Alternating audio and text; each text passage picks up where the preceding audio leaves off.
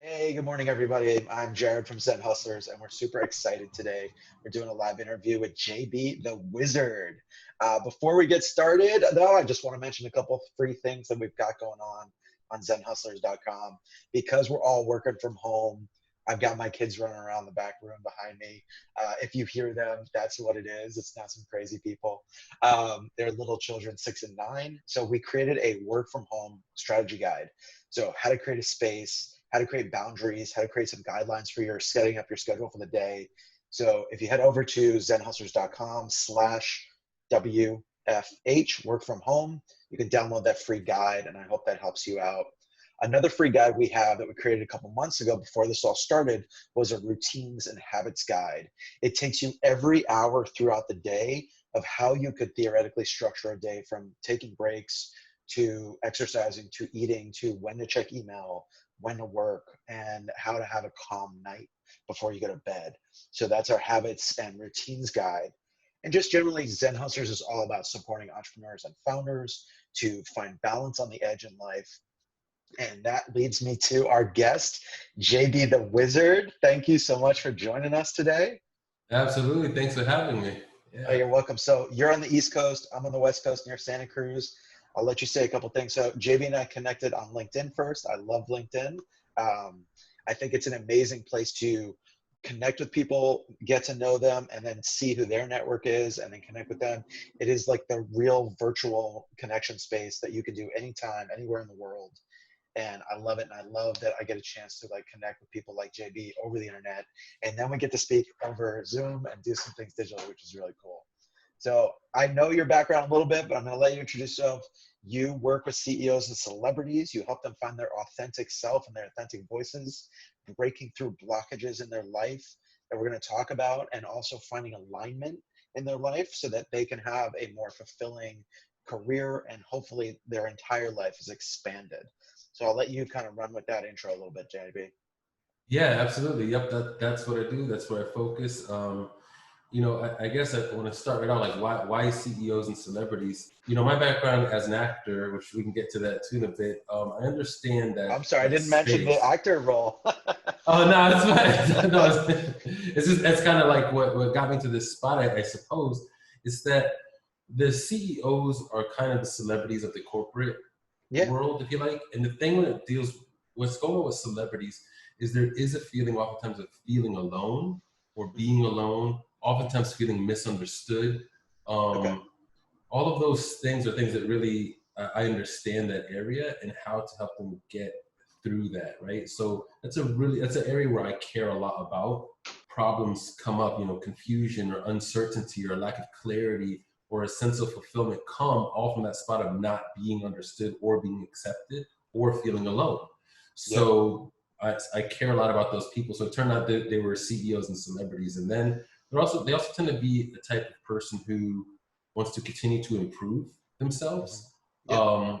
So that's something I identify a lot with. So that's what got me to that demographic. But it all started with my degrees in pre-medical exercise physiology.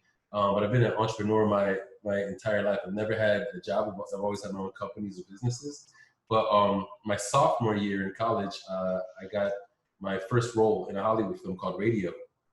And so I knew I was going to be on television someday, but I also knew I was fascinated with the body and like how it works. Super Yeah. fascinated with that. I love it. And so sophomore year, I got that role. I was a basketball player in the film called Radio, and Cuba Gooding Jr. was in it, Ed Harris was in it, Alfred Woodard was in it, and then I got an I agent, and remember. then yeah, yeah, right. I had a Yeah. huge afro at the time, so I continued, and then I did theater, right? Because I heard that theater actors think a certain way about film actors, and film actors think a certain way about theater actors. So let me just do all of it, and then I'll make You're my own just decision. covering all the bases. I love it. Yeah. Totally. Yeah. Yeah. Yeah. I No, just covered. smart. It's smart. Yeah. Yeah. So I did theater, then I did Shakespeare, then I was asked to teach Shakespeare and acting at a university. So I did that. Then I did motion capture, voiceovers for Cartoon Network, musical theater. I got my equity card there, acting with some Broadway actors, worked with Lou Diamond Phillips and Jensen Ackles from CW Network, Supernatural. And then just kept on going. And then Yeah. I knew I wanted to direct. And I started to direct, and I started a production company, and I ended up getting connected with Transamerica, who's a insurance company. They're like the pyramid people. Yep. Um, Yeah, San So Francisco, actually. right, exactly. They That own big old Pyramid in San period. Yeah, Francisco. Yeah, yeah. that's right. So I filmed their innovation films around North America, and I was working with their executives and CEOs and that sort of thing. And as a director, my job is to help you or whomever feel comfortable in front of the camera, right? And Yeah, so as an actor, we feel comfortable in front of a camera, but what's going on? So a lot of people think acting is pretending. Acting is like super not pretending. It's being present. It's being right now. It's being right yeah. here and being honest in this moment and being authentic. That's what you pay to go watch in the theaters. Getting in touch with that part of you, that you're connecting with that part that's human, and you can Yes. feel that part of the person you're playing in that role, because as a human we've all experienced the base core emotions of sadness, fear, joy, exhilaration, anxiety. So I've always Yeah. appreciated, I've never done acting. I've always been on the other side of the camera. I've Sure. done things like this, but I've never actually acted. Where does the name The Wizard come from? Yeah, so a wonderful a client of mine, when I'm working with people, we deal with mental blocks, right? One of them, I get Yep. people in alignment and help them remove mental blocks. Yeah, we're going to talk about So that a little bit more. Yeah. yeah, the result of that is, money, gigs, relationships. I mean, everything opens up. So what happened was I was working with this guy. We were on the call, and he called me back up. And this guy, Emmy Award winner, Grammy Award winner, Nike athlete. So he's known, front cover of Runner's World magazine. So he's known and doing okay, but like stuff wasn't really flowing for him over the past couple of years, and he wasn't getting what he was going for. So he called me up and he said, "What did you do?" he said, he said, "What's going on?" He said, "My business is opening up. This is exploding. This is opening up. And we didn't even talk about that. We just talked about me. We got me unlocked." He said, "What did you?" He said, "That's it. I'm deleting your name from my phone. It's not, I'm just putting the wizard. I feel like you are a wizard that lives in the side of a mountain and you pop out to talk with me. That's it." And so from that day on, that's it. So you got called out by a client, you changed their life so much they had to call you the wizard, and it stuck. Yeah. And then I say, okay, I'm gonna stick with that, because theoretically, like what I do is very simple, but it's also hard to explain sometimes. Like, Yeah, I no, of don't course, like the term life. Yeah, all of that. I don't like the term life. That's why we're Zen Hustlers. It's simplicity meets complexity of the hustle. The hustle is complex. Right. Figuring out your business model, figuring out how you're going to make it work. It can be complex. The Zen is, it's simple. You're having fun. You're doing your purpose. You're living your life according to values and authenticity. That's the simple part, in a way, like you said, right? Sure. So talk to me about mental blocks. Have you found a couple areas in life? And one of the things I want to mention is, like, you're an entrepreneur. You've got all these different backgrounds of experience. Like, do you draw from that, or are you getting into their life about where they came from to get through these mental blocks? Sure. The main thing is we're all people. So we're really literally like all the same. And I learned that from my father. And so because of that, it's not so challenging. The main thing is like this: whatever it is that you think or whatever you've built up is something that you have built up. Yeah. Like that's the core foundation of it. Another foundational belief is that you already have all the answers. So whomever I work with, any human being, you already have all the answers. All I do is help you to see what you already know. Like, that's it. So therefore, whatever I've gone through, I think that where my experience has helped me to see is that I've seen that they were my own choices or beliefs that have got me the results that I've gotten. Like, that's it. So therefore, when it comes to other people, it's the same thing, right? Now, I've gone through a lot of horrible, like, difficulties, which helps me when other people are going through them to say, hey, I get what that can feel like. All we have to do is this to get out of it. I'm going to add to your mystique as the wizard, that you pull back the curtain that is already running, and you are the wizard because you get to pull back the curtain on their life that they already have within them. And there's that facade of the big wizard and this, whether it be the CEO, the founder, like that big image, or the actor or the celebrity that has to put up that facade for the world, often to protect their own personal life. For sure. Which is like a safety mechanism to protect who you are. I'm always fascinated with the actors who have this. You see some in the spotlight, and then you see some who are just like, you never hear about them. They have this super protective life. And I imagine some CEOs feel like that too. Do you have the same process that you do with each person, or is it more individual coaching? Like, can you give us a little snippet into the process? Everything is very customized, but to each individual. Yeah. But the general idea, again, is that you've got the answers already. And what I created a few different things. One thing is called the atomic core. So your atomic core is the fire inside of you that's burning, let's say. Just like a submarine has an atomic reactor in there that allows it to continue to operate at sea without coming back in for a recharge. Yeah. You're the same way. So when we get you in alignment, it's like getting your spine in alignment so that we can see down into your atomic core. Okay. So that's what happens. Typically, when we're trying to access the atomic core, we can't see it because things are out of alignment. So we need to find that balance, get in alignment, figure out what you care about, what motivates you, that sort of thing, right? So the steps to getting to that is a conversation just like this.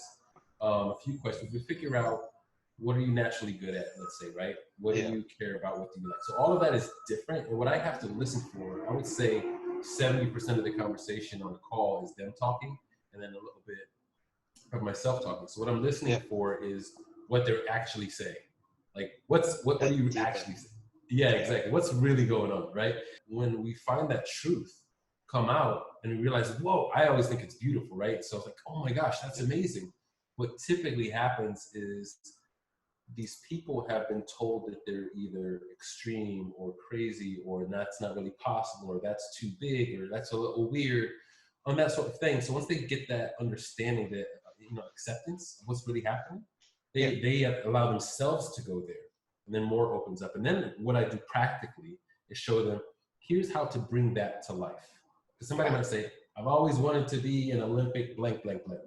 So what I look for is, how do we bring that to reality, whatever that might be? Because if you've wanted to be an Olympic swimmer, what I have to figure out is, what did you actually always really want to be? Because we think of it that you want to be an Olympic swimmer, but maybe you want something else. So when it comes to exercise, sometimes or fitness, people might think, I need to have potato chips. But it could literally be that they are deficient in vitamin C and need a little bit more of sodium. But all they know is potato chip. So when somebody says, yeah, no, I want to be a CEO, I want to make $1 billion. Do you really? Or I want to make $1 million, I want to do this. Do you really? Right? So if you do, you do. Great. If you don't, you don't. We just have to find out what the truth is and then bridge the gap.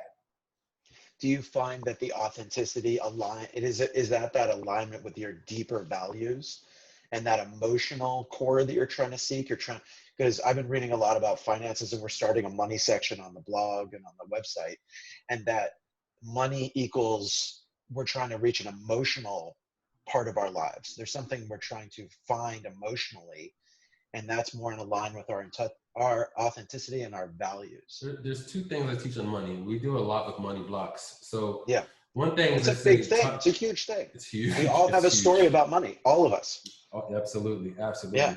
A big thing is a quote that I say that time is very expensive and money is very cheap. Yeah. So understanding that is cool, is key. And then to understand that another thing is that money is the lowest form of energy exchange. It's the lowest form of energy exchange. So that doesn't mean low like good, bad, high, low. It means lowest form. So what I usually bring up is like a Tesla. When you're charging it, the cable's like that thick, right? Yeah. Whereas like an iPhone cable is like really thin. Yeah. So if you tried to charge your iPhone with a Tesla charger, your iPhone would pop. Right? It would just pop, right? So what happens is we need a lower form of energy exchange in order to adequately supply power to the iPhone. So money does that, which is what makes time very expensive.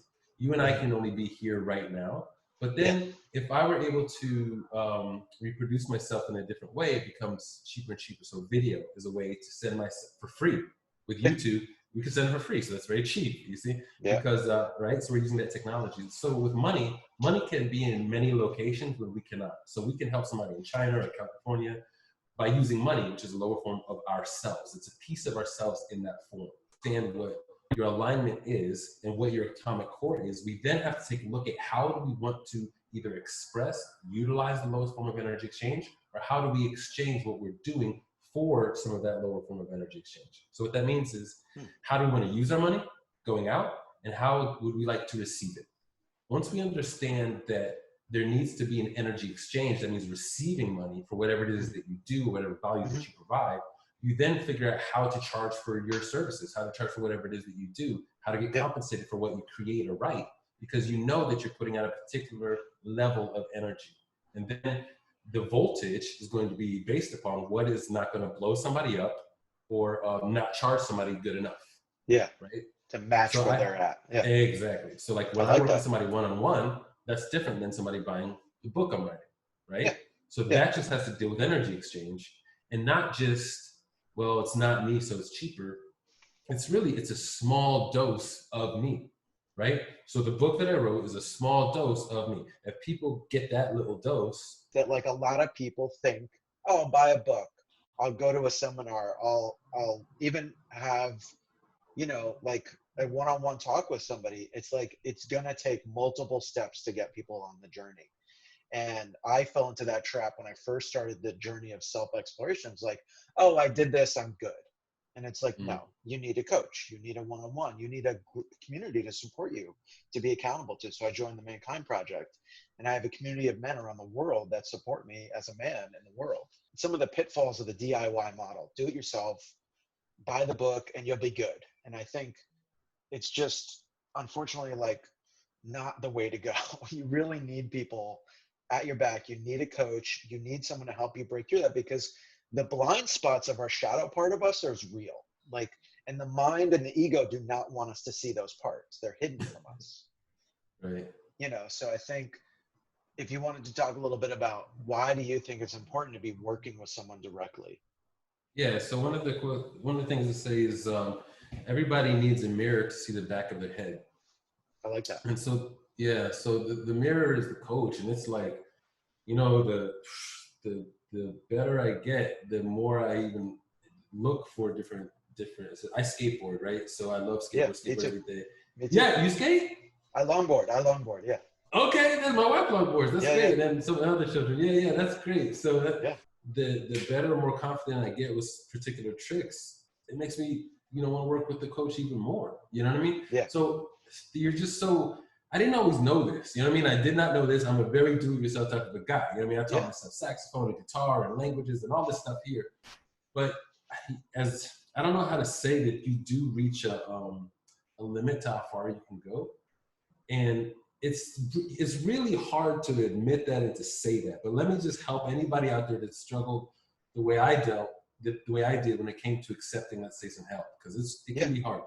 The main thing is like this. I look at Michael Jordan or Michael Phelps, who's here in Baltimore.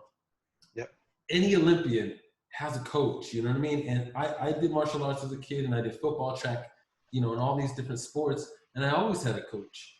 And when I realized, wait a second, I had a coach in that area. What about a coach in this area? What about a coach in this area? So a lot of it really surprised me in a good way that, you know, my clients are high performers, right? They're top people. They always consider themselves the best. Whatever they're doing, they're the best at it.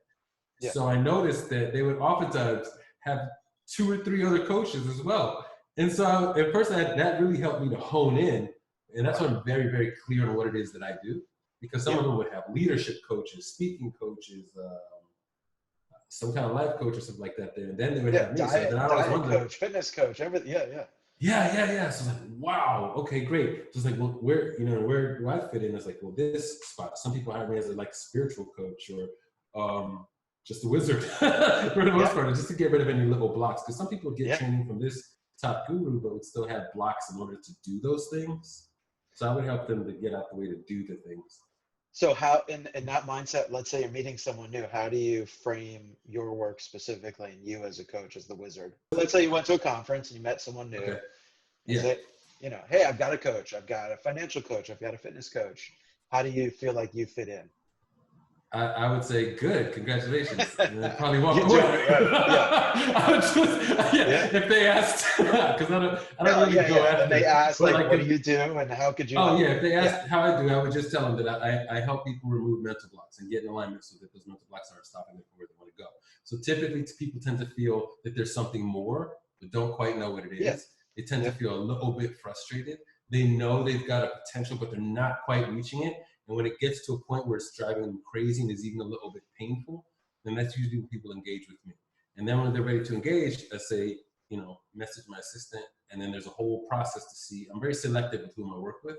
I know what I do works, period. It's really amazing. But if you don't do it if you don't jump too fast. It's just like dropping in when you're skateboarding. If you're on a coping and you don't if you don't drop in full weight, you will literally die instantly, right? Like it just hurts, and it's gonna hurt so bad you're never gonna want to do it again. So bad, right? So when it comes to like engaging with me, it's like we want to make sure that are you really ready, or is it like you hope or you wish, or maybe it will, or it's not really bad enough. You're looking for those people on that cusp of like change. Why is change so hard for people? And I'm like, change is painful, and you've got to be at the point in your life where you need to change. Not I want to change, not I wish to change. I have to make a change. And that's what helps people get through that challenge point of like, man, it's going to be scary and hard. But Tony Robbins talks a lot about that. Like, I really want not bad enough, you're not going to do it. You need a sense of urgency, right? And I think in the world right now, this is a great moment in the world for our human evolution, because like there is such a sense of urgency for people. At this moment, I think I'm really confident that it's a moment of human evolution, and we're in the middle of it. So it looks really crazy and chaotic, but it's going to set us on a new path, and the world will change a little bit, and it will be different because there is a sense of urgency for people right now. This is the time to get in alignment. Like this is your opportunity. I said because usually when people tend to refocus, they go on vacation, they go to Maui, right? And then they get focused up, but the world is still going. What happened during COVID was remarkable in that like everything stopped. Like when are you going to have that luxury to be able to like self-reflect again? And so my concern really is that as things normalize or as things get, come back, you're losing your opportunity like big time. And there is a lot of money to be made. There's a lot of emotional money because time is expensive to be made. With yourself, there's a lot that can just open up and shift into your alignment. When you're in your alignment, all of your effort is leveraged.